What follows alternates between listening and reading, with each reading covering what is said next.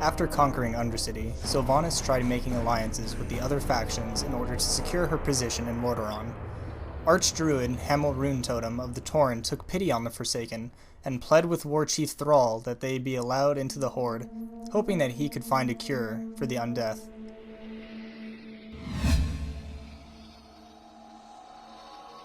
While the Forsaken possess a fairly sizable navy which participated in the war against the Lich King, the Alliance and Garrosh, they do not have any harbors in the Eastern Kingdoms. Their fleet is composed of former Lordaeron ships which were dredged up from the bottom of the ocean. The lack of harbors also presents difficulties in repairing or resupplying said ships, and this provides part of the reason for the Forsaken invasion of Gilneas.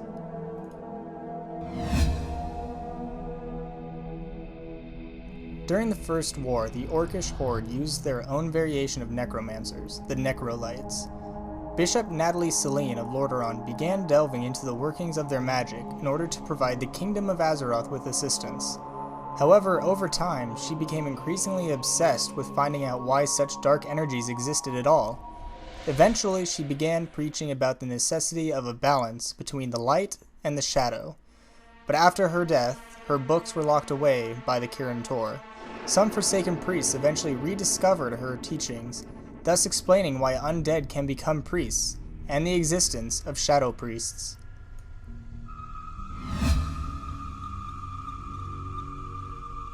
According to a few quests in vanilla, Magatha Grimtotem conspired with the Forsaken, though it is unknown to what end.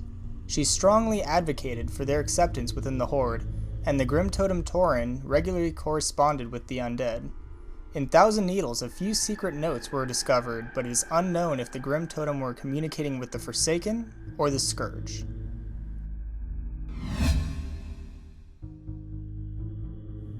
Despite having been freed from the Lich King, some Forsaken can still feel some of his influence. Eventually, they may succumb and enter a mindless state, basically turning them into zombies under control of the Scourge.